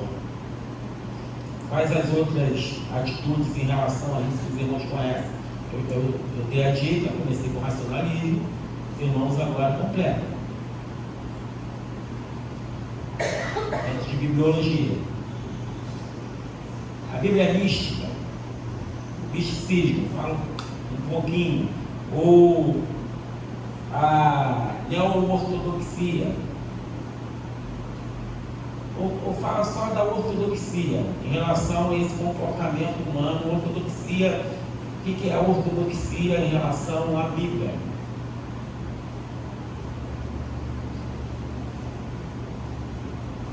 Não sei. A Bíblia é a única base de autoridade. Você vai defender de forma ortodoxa. Se alguém disse, se usou racionalismo em relação à Bíblia, você falou muito bem. Agora, uma posição ortodoxa em relação à Bíblia, sua defesa, sua apologética em relação à palavra de Deus. Se alguém vier contradizer a palavra de Deus, qual vai ser a sua atitude, a atitude de vocês?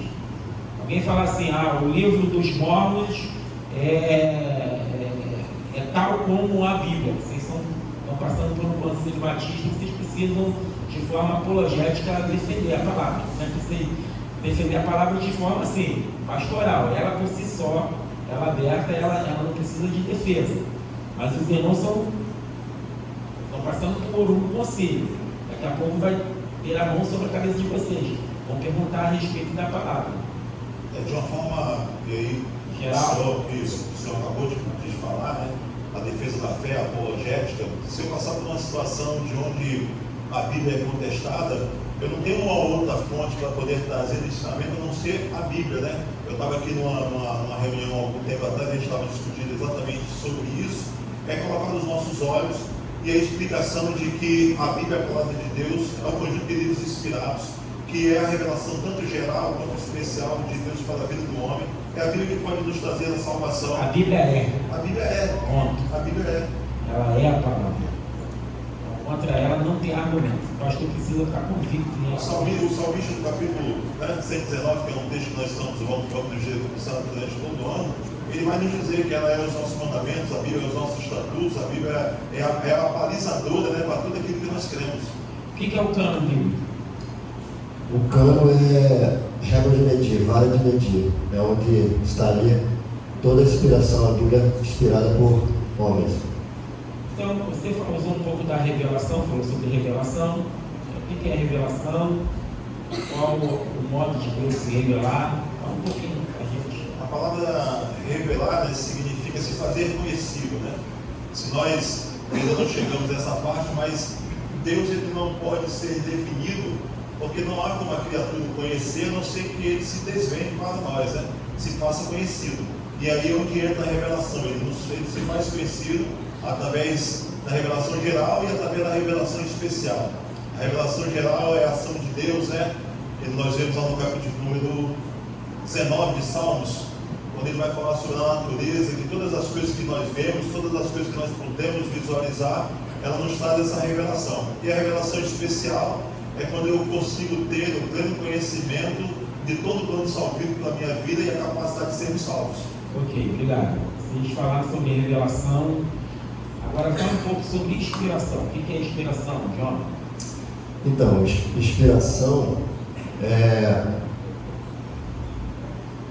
inspiração é o sopro. É o sopro. É tudo aquilo que Deus revelou aproximadamente a 40 homens para inspirar a palavra de Deus. O sopro. Deus inspirou nesses homens. Sopro para onde? Porque há uma diferença aí. Inspiração é soprar para onde? Deus Para dentro. Para dentro. Deus soprou e revelou e inspirou homens. Quantos homens aproximadamente? Aproximadamente 40. E iluminação? Iluminação, a palavra já está dizendo, iluminação é trazer luz. O Espírito Santo nos ilumina a entender o conteúdo da palavra de Deus. Quando você lê, você é um leitor, o Senhor ele vai te iluminar daquilo que foi inspirado por Ele, através desses homens, você compreender melhor a palavra. Qual dos dois aí, ou os dois, vocês são inspirados?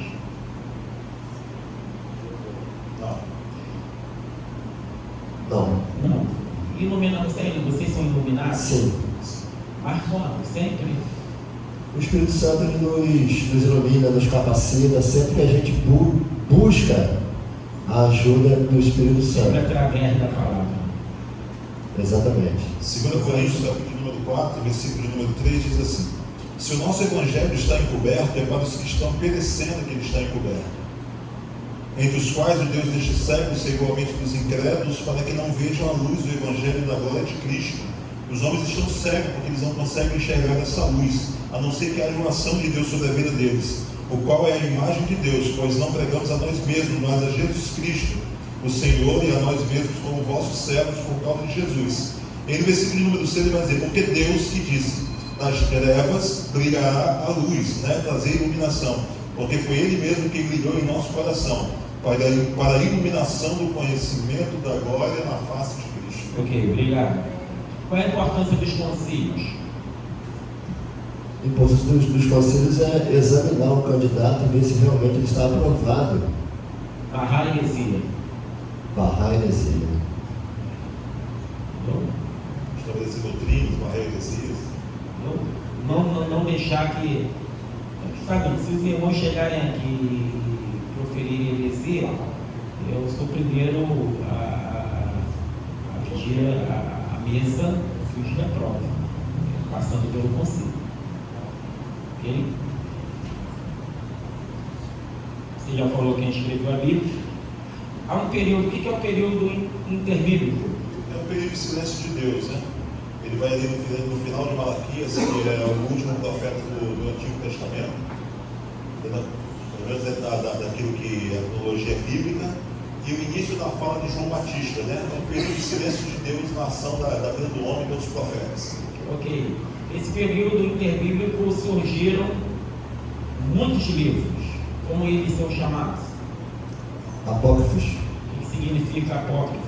São aqueles livros que não estão na Bíblia, que não foram inspirados por Deus. São ilegítimos, Escuros, de origem duvidosa. Exatamente.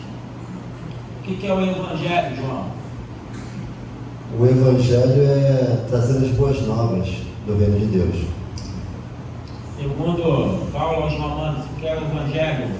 O Evangelho é o poder de Deus, nós não poder de devemos Deus. nos envergonhar dele. Quem é o ápice do Evangelho, João? Cristo. Vocês já leram a Bíblia toda? Sim. Sim. Quantos livros tem a Bíblia? 66.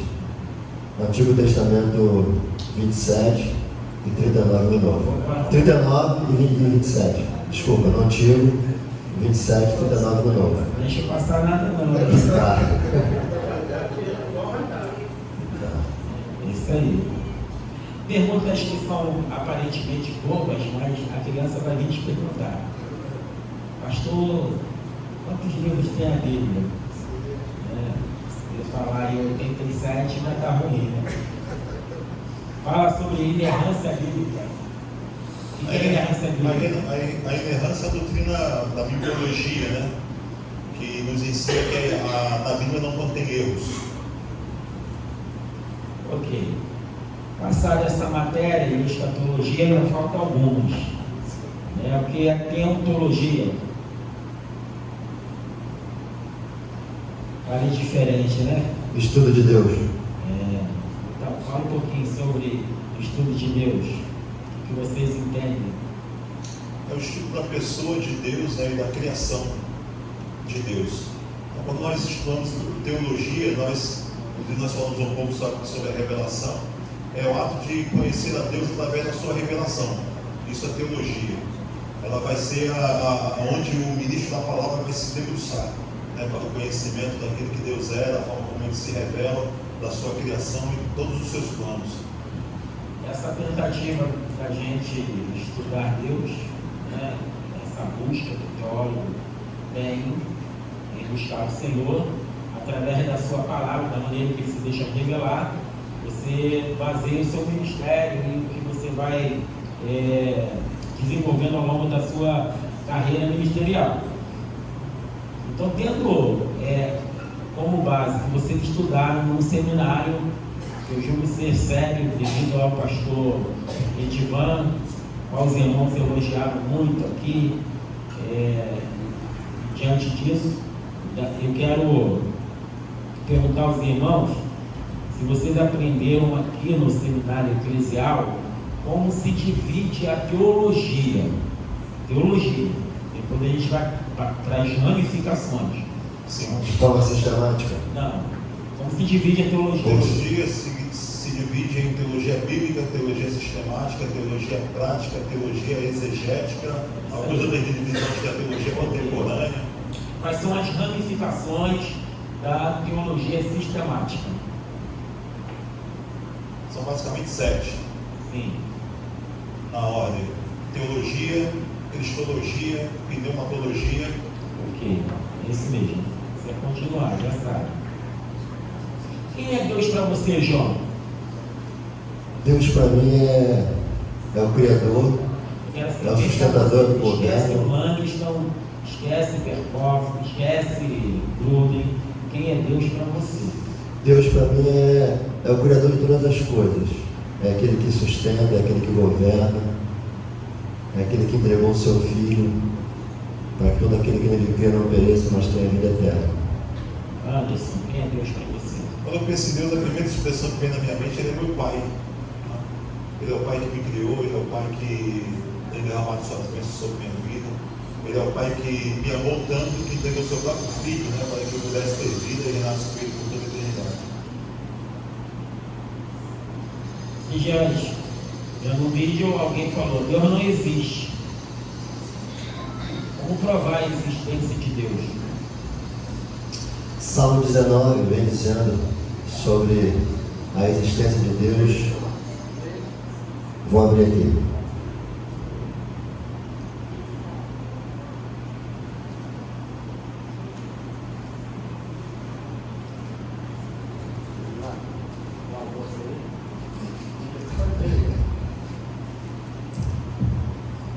Os céus proclamam a glória de Deus e o firmamento anuncia as tuas obras. E aí vem dizendo, né, é impossível a pessoa não crer e acreditar em Deus. A própria natureza, um passarinho. Ok. A igreja, com as suas músicas, ela de vez em quando canta algumas músicas que falam alguns nomes em hebraico. Então vamos gastar um pouco hebraico, porque eles vão passar pelo hebraico aqui no seminário. Fala um pouquinho sobre os nomes que vocês conhecem de Deus que canta nas músicas, que às vezes a igreja canta. Jeová Rafa, Elohim. O que é Rafa? Não sei. A gente canta, né? Eu pode ver o Deus da provisão, né? A gente cantava, né? Não canta, aqui não canta. Você está dizendo, você vem aqui pegar, eu ouvi música. Aqui o crivo mudou. O crivo mudou aqui. Só sabor de mel, né, pastor? Não. Deixa eu abrir um parênteses aqui. Não quer dizer que é errado cantar as músicas. É errado cantar não sabendo o que você está cantando. Entendeu? Não é errado você cantar a música que usa lá. Não é errado você falar uma. Porque às vezes o pregador vem aqui e ele usa uma palavra em hebraico e ninguém sabe nada. Então é importante que ele pregue, ele fale o hebraico, mas ele diga o que significa, qual é o significado daquela palavra. Então, biblicamente, o texto bíblico, tanto no Antigo quanto no Novo, fala de alguns nomes de Deus. gostaria que vocês pudessem usar agora o microfone para falar quais os nomes que você conhece, tanto no Antigo quanto no Novo. É sério. O que a Bíblia fala de Jesus? Quais são os nomes que a Bíblia usa sobre Jesus no Novo Testamento? Emanuel. Deus conosco. É isso aí. Mas o quê? Jesus ele é chamado de Emanuel, ele é chamado de... Ele é o Cordeiro de Deus. Leão da tribo de Ele é Judá. o Leão da tribo de Judá. Não sei se é esse... Filho do homem. Ele é filho do homem, ele é filho de Deus. Mas a expressão que nós melhor podemos definir, não sei se já é essa hora, é quando Pedro responde, né, revelado pelo próprio Espírito de Deus, que ele é o Cristo, Filho de Deus vivo. Né? A expressão Cristo é ungido, é o Messias, é aquele que foi enviado para o cumprimento do plano salvífico de Deus a cruz do Calvário. Ok. Qual é a essência de Deus? Amor. 1 João 4. Exatamente. Vamos falar um pouquinho sobre atributos. João, você vai falar sobre, primeiro, o que é atributo? O que é um atributo? O que é atributo? Atributos são os atributos que... O que é atributo? Não é ainda o... Atributo é os atributos que Deus tem. Agora, o que significa atributo?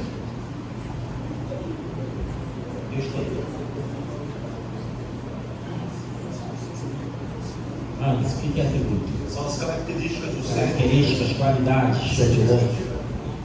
Então, você vai falar sobre atributos comunicáveis e você vai falar sobre atributos incomunicáveis de Deus. Atributos comunicáveis são aqueles atributos que Deus nos dá: amor, misericórdia, bondade. Por que eles são comunicáveis? Porque são compartilhados conosco. Anderson, atributos incomunicáveis. São as qualidades e características do ser de Deus que faz ele uma pessoa e que ele não compartilha com o homem, né? São também conhecidos como atributos naturais de Deus. Somente a pessoa de Deus possui esses atributos. Ele não compartilha com o homem e com nenhum outro ser. Nós temos no Salmo 139, né, falando sobre a onipresença de Deus, sobre a onisciência de Deus. Se nós formos lá para Malaquias 6, nós vamos ver a imutabilidade de Deus. Exatamente, isso mesmo. O que é antropomorfismo, João? É o estudo do homem. Não. Antropomorfismo. Eu confundi, não recordo. Antropologia. Estudo do homem. Perguntando o que é. A gente está aqui em teologia. Ok. Antropomorfismo. Anderson. Antropomorfismo, né? Morfismo, forma. Na revelação nós vamos ver muito isso, né? O homem na escrita lá, ele dando formas de a Deus, né? Pela melhor compreensão da pessoa de Deus. É isso aí. Então vou voltar para você. Teofania. O que é teofania? Teofania é quando Deus se revela como anjo.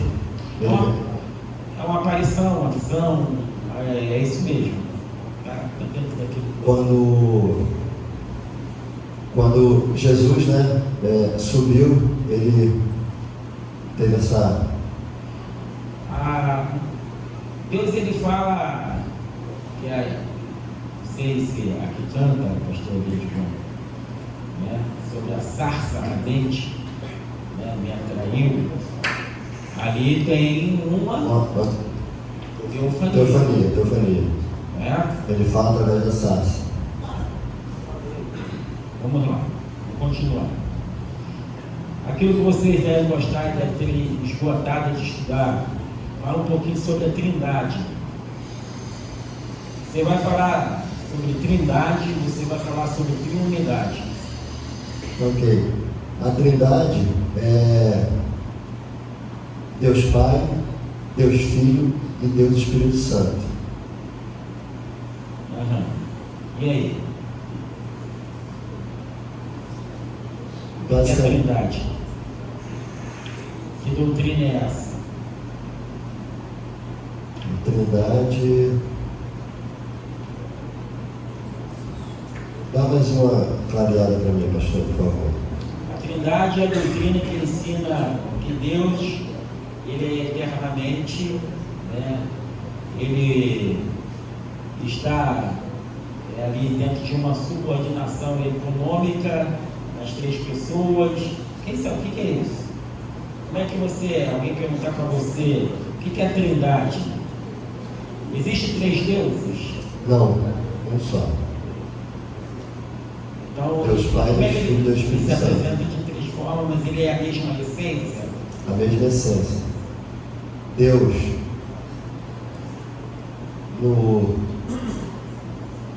Ele existe eternamente como três pessoas, Pai, Filho e Espírito Santo.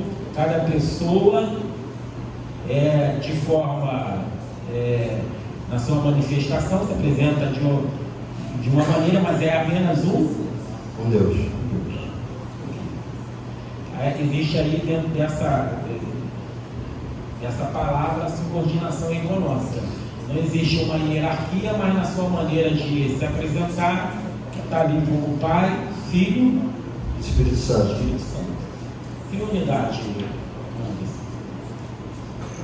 Vagamente, eu vou tentar aqui. Tá? Enquanto a Trindade é um Deus em três pessoas, né? Se eu não me engano, a triunidade. distintas. Isso, pessoas distintas. Se eu não me engano, a triunidade é apenas a manifestação.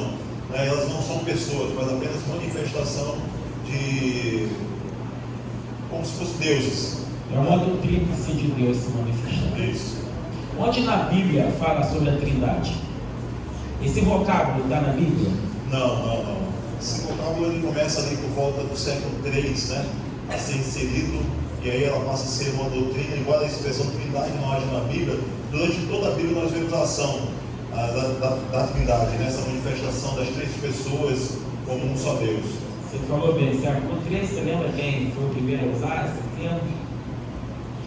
Eu esqueci, eu li, mas eu esqueci. Eu tenho Tertuliano. problema com nomes. Tertuliano. Certo. Eu gostaria de perguntar a vocês em qual lugar da Bíblia, então, mostra ali a manifestação da Trindade biblicamente para que a gente possa. Em Gênesis relata, né? Façamos na Torre de Babel, também desçamos no Novo Testamento, no batismo. Ótimo, beleza. Isso aí. O que é religião? Religião, quando nós pensamos em religião, nós vemos algo nato dentro do homem, né, que vai sempre em busca desse Criador, daquilo que é sagrado. E a religião, de fato, traz essa proposta, né, vem da expressão religare, que é essa religação do homem para com Deus. Religare está em qual língua? Religare sua Latim. liberdade. Ok, beleza. O que são decretos de Deus? Decretos de Deus. São as leis do Senhor. Hã? As leis do Senhor. É isso mesmo? Decretos de Deus? Sim. Então explica. São a lei do Senhor. Decreto de Deus. Fala um decreto de Deus no Novo Testamento. Está lá, muito. Quem crê, Será salvo. e quem não crê? Está condenado. Decreto de Deus. Já foi decretado. A base dos decretos de Deus, biblicamente falando. Fala para mim o que é predestinação. Predestinação, eu gosto de partir da etimologia da palavra, né? Aquilo que é previamente, né? Destinação, aquilo que será destinado de forma prévia, através da presciência de Deus, né? Isso é a doutrina que está contida lá em Efésios, tanto da eleição quanto da predestinação. É Bíblia. O que vocês entendem, então, por predestinação? Você é predestinado, João? Sim. Em quem? Em Cristo Jesus. No decreto dele está escrito: Se quem crer crê será salvo. Quem não crê está condenado. é. Então tudo tem base bíblica para a gente poder discutir aí a tarde toda. Pediu para fazer o almoço? Aceita aí. Existem umas palavras que às vezes nós usamos, estudamos, ouvimos falar, e eu gostaria que vocês... O que é deísmo?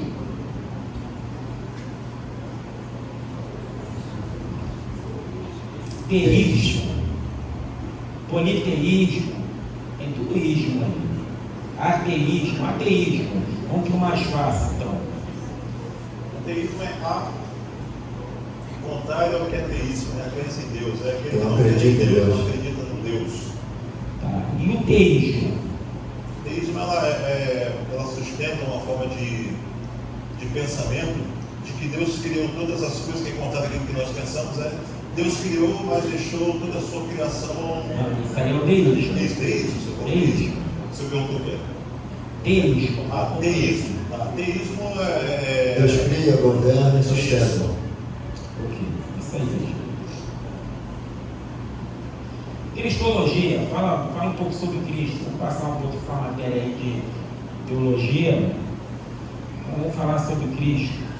Quem é Jesus, João? Jesus é o Filho de Deus, é a segunda pessoa da Trindade, ele é o autor e consumador da nossa fé. Concorda, Anderson? Sim. No capítulo de número 1 de Colossenses, eu não posso deixar de ler esse texto todas as vezes que nós falamos sobre Cristo.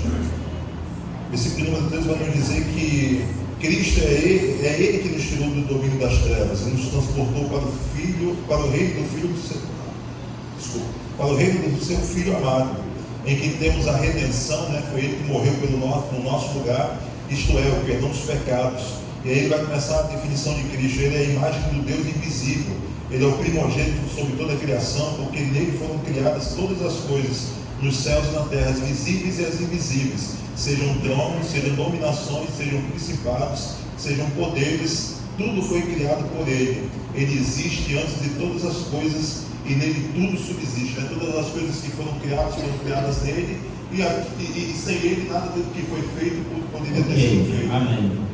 Quem é Jesus para você, João? Jesus é o que eu respondi. Jesus é o Filho de Deus, é o nosso Salvador. Como ele nasceu, Anderson?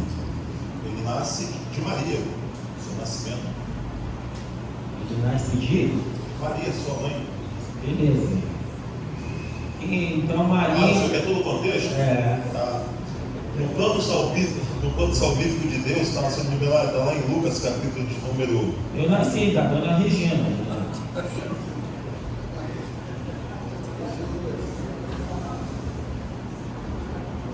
Capítulo de número 2, né? Versículo de número 1 vai dizer, né? Que naqueles dias saiu o decreto da parte de César Augusto. O 2 vai dizer que havia um recenseamento. E vai nos dizer, enquanto estavam lá, eles estavam indo para Belém, o anjo já havia anunciado o nascimento de Jesus para Maria. E ele diz assim, enquanto estavam ali, chegou o tempo dela dar a luz. E ela teve seu filho primogênito, envolveu-o em panos e colocou em uma manjedoura, pois não havia lugar para eles na hospedaria. Beleza, eu vou fazer uma pergunta complexa agora. Presta bem atenção da forma que é essa pergunta sobre Jesus. O anjo apareceu a Maria, correto? Disse que ela daria a luz a um filho. Seu nome seria Jesus. Emanuel. Que é Deus conosco. Até aí tudo bem. Maria estava lá enrolada com quem? Era noiva de José. Desposada lá de José. Só uma provocação. E aí beleza. Ela apareceu grávida. e é do Espírito Santo, correto? Jesus nasceu. O sangue que nos lava de todo pecado,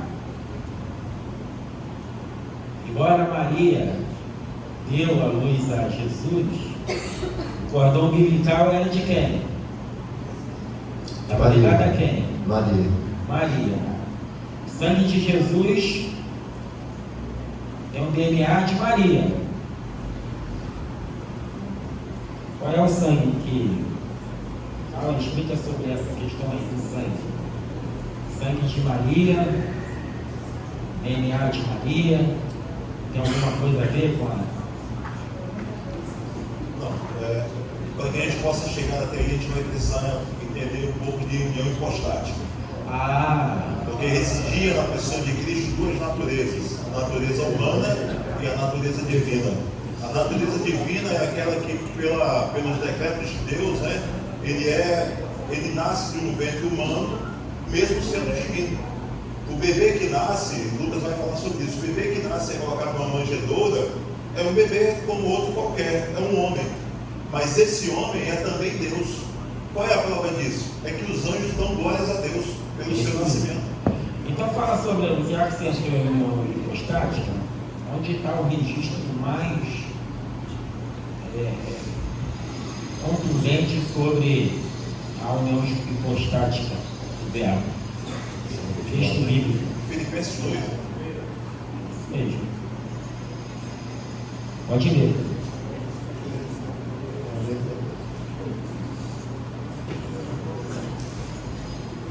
Filipenses 2,6 diz assim: que existindo em forma de Deus, não considerou o fato de ser igual a Deus algo a que se devesse se apegar, mas pelo contrário, né? E aí o estado gnóstico de Deus, do esvaziamento, ele se esvaziou e assumiu a forma de servo, né? Esse servo aqui não é servo dos homens, mas é servo de Deus, né? Para o cumprimento da missão do Senhor, fazendo-se semelhante aos homens. E assim, na forma do homem, ele se humilha, sendo obediente até a morte de cruz. E por isso Deus mesmo o exaltou com sabedoria, com soberania, e deu o nome que está acima de todo nome. Beleza. Falamos do nascimento. Cristo foi criado ou ele foi gerado? Texto bíblico.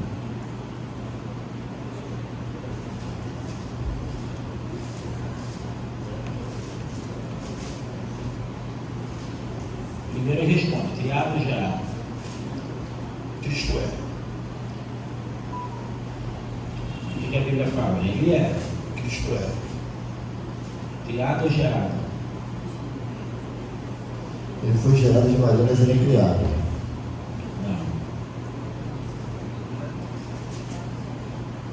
Não. Abra sua Bíblia. Está pedindo o primeiro? Abra sua Bíblia.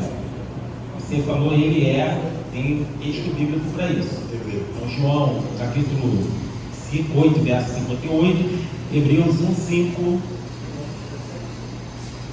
João 8. 58, Hebreus 1:5. João 8:58. Jesus lhe respondeu: em verdade vos digo, antes que Abraão existisse, eu sou. Hebreus 1:5. Hebreus 1, versículo número 5. Pois a qual dos anjos disse alguma vez: tu és o meu filho, hoje te gerei, e outra vez eu lhe serei pai, e ele será meu filho? Cristo é gerado na eternidade.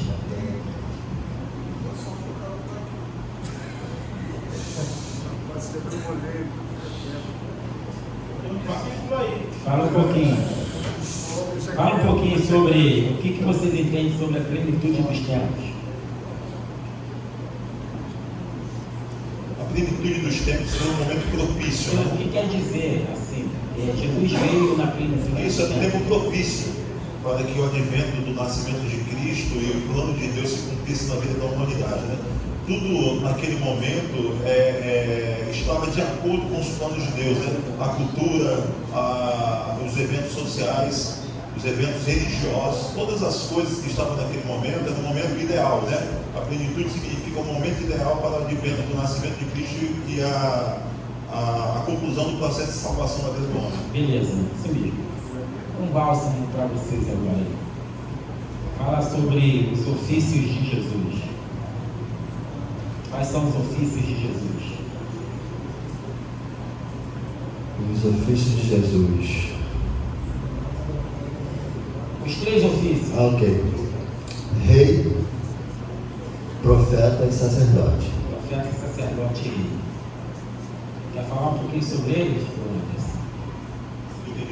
Quer falar um pouquinho sobre cada um? Ah, sim.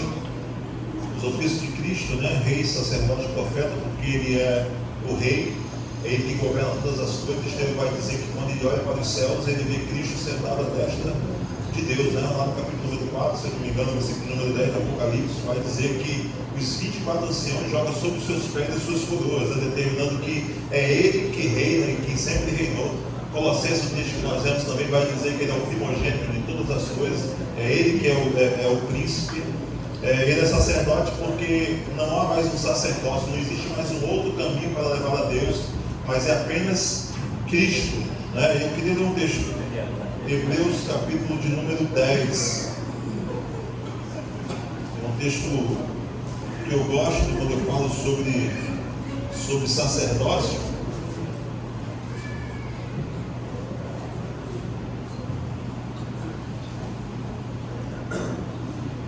Ele diz assim, no versículo número 11: aquilo que era e aquilo que era. Ele vai dizer: todo sacerdote se apresentava dia após dia, servindo e oferecendo muitas vezes os mesmos sacrifícios, que jamais conseguem apagar pecados, né? Eram insuficientes. Mas este, quem? Cristo, tendo oferecido um único sacrifício pelos pecados, assentou-se para sempre à direita de Deus. E ele é profeta porque ele é o próprio Deus, né? Antigamente Deus falava aos homens por meio dos profetas, Hebreus 1, mas hoje Ele nos falou através do seu Filho, né? Por quem que Jesus morreu na cruz? Para a remissão de nossos pecados, para nos salvar. Por quem? Não é para... Por quem? Por todos aqueles que creem. Só aqueles que creem? Sim, só aqueles que creem.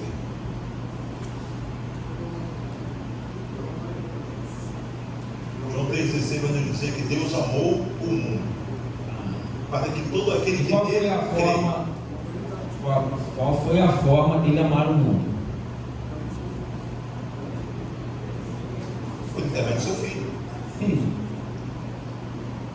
Mas existe uma O crer remete à salvação. Sim. Mas ele morreu por quem? Toda a humanidade. Humanidade. Morreu por todos. Pelo justo e pelo injusto. Exatamente. A questão do crer é outra coisa, é outra questão. Por todos, né? Por todos. Por toda a humanidade. O que difere Jesus ressuscitou, correto? Morreu, mas ressuscitou. Fala um pouquinho sobre a ressurreição de Jesus. Vocês creem? Como é que foi? Como é que se deu? A gente crê que Jesus morreu e no terceiro dia ele ressuscitou, andou ainda um certo tempo aqui com os discípulos e depois... A Bíblia fala de outras ressurreições. O que difere a ressurreição de Jesus e a ressurreição de Lázaro? É que Lázaro morre. Jesus não. Hã? Jesus não morre? Jesus morre e ressuscita. Tem uma diferença. Nessa ressurreição, vou tentar chegar lá onde o Senhor deseja. Nessa ressurreição, há o propósito de que ele, Colossenses vai nos dizer que ele é a primazia, ele é o principal daqueles que foram ressuscitados. Por quê? Porque depois da sua ressurreição não há morte. Lázaro morre. E ele está morto hoje, aguardando o dia final. A diferença não está nisso. A diferença está que Jesus ressuscitou pelo seu próprio poder. Sim, também. E Lázaro ressuscitou pelo poder de Cristo. Pelo poder de Cristo. Jesus que ressuscitou Lázaro. Essa é a diferença. É uma cristãos, a gente entender o princípio ali da situação da ressurreição. Ok. Onde se encontra Jesus agora? Passar um pouco, passar da... À direita de Deus, no céu. Ele é imanente e ele é transcendente. Fala para mim o que é imanência e o que é transcendência. A transcendência é a observância desse Deus tão grandioso, né, que ele transcende. Ele não consegue, ele não tem uma relação com a sua criação, enquanto que a imanência, embora eles visualizem também esse Deus de uma forma grande e plena, ele tem profunda relação com toda a sua criação. E é parte integrante dela, né? É como lá o Levinson vai dizer, ele não apenas cria, mas ele sustenta, ele domina e ele governa. Ok. Vamos passar a matéria, pneumatologia. Estudo do Espírito Santo. Fala um pouquinho sobre o Espírito Santo, Luiz. O Espírito Santo, ele é uma pessoa, é a terceira pessoa da Trindade. Ele, assim como Deus, ele possui todos os seus atributos, todos os atributos de Deus. Ele está presente, né, embora a gente fale sobre o ministério do Espírito Santo, né, muitas vezes acreditamos que ele vem após a ascensão de Cristo nos céus, mas na verdade não. Lá no capítulo 1 de Gênesis vai nos dizer que quando Deus está criando o mundo, o Espírito Santo já pairava sobre a face das águas. Então nós já vemos a ação do Espírito Santo. Nós vemos a ação do Espírito Santo quando os profetas ungiam, por exemplo, os reis.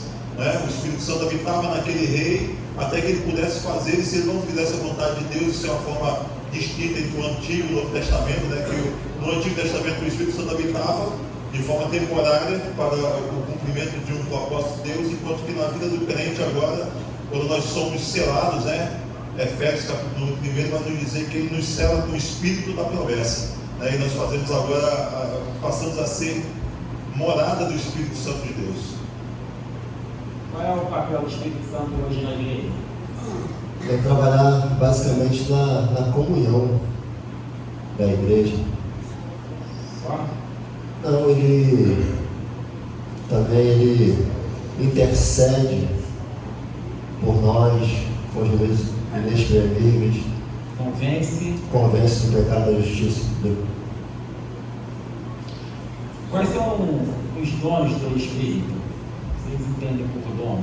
Dom é a capacidade, específica do Espírito Santo, dado ao crente, aquele que de fato recebeu a Cristo como Senhor e Salvador, e ele capacita para poder servir a igreja. Esses dons servem a igreja, não servem a própria pessoa, mas servem a igreja para que a igreja possa atuar de uma forma a cumprir o propósito do Senhor. Tá. Qual de vocês dois aí tem dom de língua? Fala sobre um pouquinho o que é o dom de língua. Então, e alguns vão entender que somente o dom de línguas ele é o ápice aí da ação do Espírito Santo. Então, o que vocês entendem? Nós estamos dentro de pneumatologia. Gostaria que vocês falassem um pouquinho sobre isso. Eu entendo que o dom de língua não é o mais importante. O importante é o amor. E se você fala, é o menor, é o maior. É o menor. O dom de línguas. E assim, os pentecostais, e se tiver o dom de língua, tem que ter alguém para interpretar. Então, assim, é algo que só edifica você mesmo. Mas ele é dom de língua dos anjos ou ele é idioma? Então, quando a primeira citação que nós vemos na palavra, é no derramamento do Espírito Santo de Deus ali no dia de Pentecostes. Atos 2. E de uma forma muito tranquila, nós conseguimos compreender que a finalidade daquelas línguas era proporcionar a propagação do Evangelho. Para que aqueles que ali se encontravam, que não faziam parte da nacionalidade ali dos judeus, pudessem cada um ouvir na sua própria língua. Na sua língua nativa mesmo. Então, houve dom de línguas e dom do ouvido, né? Isso. Juntos ali. Mas é um dom. É um dom, dado pelo Espírito Santo. Armateologia, o que é? Armateologia. doutrina do pecado. Então fala um pouquinho. O que é pecado? Pecado é errar o alvo, é ir contra a palavra de Deus. Pecado original, Anderson. Pecado original é quando o homem peca. Tá? E aí esse DNA do pecado ele passa para toda a humanidade. Né? Romanos vai dizer que o pecado ele entra no mundo por apenas um homem, né? E por apenas um homem ele também pode ser esfriado. Falamos um pouquinho lá atrás que até os crentes eles acabam pecando. Você já respondeu sobre essa. Quais os efeitos do pecado na vida do homem? O efeito do pecado, as consequências de quem peca, mas a consequência pior é a morte eterna. E a morte espiritual. Morte espiritual, morte eterna. Romanos 3:23 vai nos dizer que todos pecamos, por isso estamos separados de Deus. Ok. O salário do pecado é a morte. Existe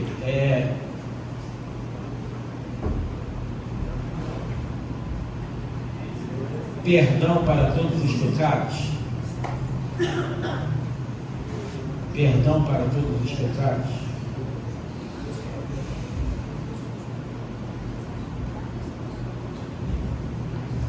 A Bíblia nos diz que a blasfêmia contra o Espírito Santo é um pecado que não há perdão.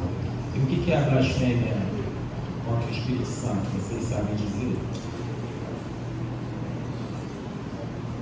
Eu não lembro agora do texto lá dos Evangelhos, mas aquilo que está sendo narrado, né, é que Jesus estava fazendo milagres e aqueles que estavam vendo estavam dizendo que aqueles milagres eram não feitos por intermédio de Cristo, do poder de Deus, mas era pelo próprio Beelzebub, né, pelo próprio Satanás.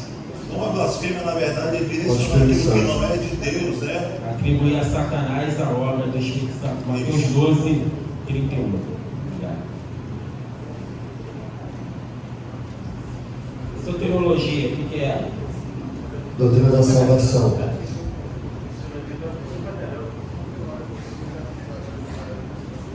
Doutrina da salvação. Fala um pouquinho sobre salvação. Vocês são salvos? Sim. Através de quem? Através de Jesus Cristo, que morreu na cruz do Calvário. Deus diz que é dom de Deus, né? Por intermédio da fé. Essa é a condição, né? Isso. Para que serve a fé? O que é fé? Fé em Hebreus diz, né, que é o fim e fundamento das coisas que não se vê, mas se espera. É a conversão. Conversão é você voltar, você se converte, você aceita Jesus, você dá aquela meia volta e procura servir a Cristo. E aceitando Ele como Senhor e Salvador. Existe aí um processo, né, que a gente às vezes gosta de falar. Fala para mim sobre santificação, o que acontece quando a pessoa se converte, vem ali a regeneração, como é que é isso? Até chegar à glorificação. A conversão, quando você se converte, a conversão é um ato, e a santificação é um processo.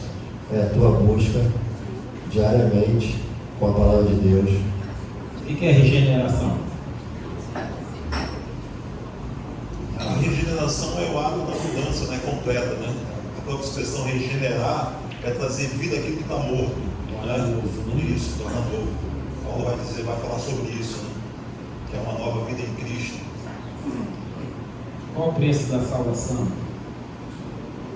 O preço? O preço da salvação, vamos lá. A salvação é por intermédio do sacrifício de Cristo na cruz do Calvário, né? Esse sacrifício chamado de vicário, porque ele é substitutivo, eu não poderia pagar, não poderia fazer nada pelos meus pecados, mas eu não preciso fazer nada. A palavra de Deus nos diz que é dom de Deus, né? Ela procede da graça do Senhor, que é o favor imerecido. Eu não mereço, mas Ele me deu. Ok. Antropologia, agora sim, Ana. João, É, estudo dos homens. Do homem. O homem é feito por quê? O homem é feito basicamente, né, os tricotômicos vão dizer que ele é a junção de corpo e alma, que seria o espírito, e os tricotômicos vão dizer que ele é uma divisão de homem, que é o corpo humano, a alma, que é a psique, e o espírito, que é aquela partícula de Deus. E os homens pré-adâmicos, Anderson, é o João? Você acredita? Pré-adâmicos. Dá uma ajuda. Ah, não teve. Não tem, né? Não tem. Não existe. Adão foi o primeiro. O que é a imagem dele? A imagem de Deus, a semelhança de Deus. Angelologia. Vocês têm anjos da guarda? O nome? Não. Não, né? Tem o Edivano. Falaram tão bem do anjo da igreja ali. Ele não é anjo da guarda de vocês, não? É o anjo de guarda. Os anjos são o quê? Fala aí um pouquinho. Os anjos são seres criados na eternidade, né? Cuja função e premissa deles, talvez principal, é servir ao Senhor, né? Nós vemos isso durante toda a Bíblia, e servir ao povo de Deus, né? Hebreus vai falar sobre eles, né? Que eles são seres ministradores, seres que servem. Eles podem ser adorados? Não. Eles foram criados para adorar. São onipresentes? Eles têm os atributos? Não. Comunitários? Não. Tem anjo mulher, anjo homem, eles. Os anjos não são assexuados. Quem são os anjos decaídos? São os demônios. Satanás. Quem é? Satanás era um anjo de luz. E aí, como ele quis ser igual a Deus, ele foi derrubado. Isso. Ele e a terceira parte. Pastor Edivan, chega para mim. Muito obrigado. Ok. Então agora eu passo a palavra ao plenário. Pastor Branco. Quero dar a proposta que nós encerramos esse concílio. Bom, a minha proposta é essa. Encerramos, depois dessa linda sabatina, e que os irmãos vão ter que pagar o nosso almoço. Apoio. Apoiado? Então, declaro aí encerrada esse momento de exame, né? Teremos aí um hiato até o dia da ordenação. Nós vamos nos reunir agora e voltaremos a comparecer para a igreja e para os candidatos.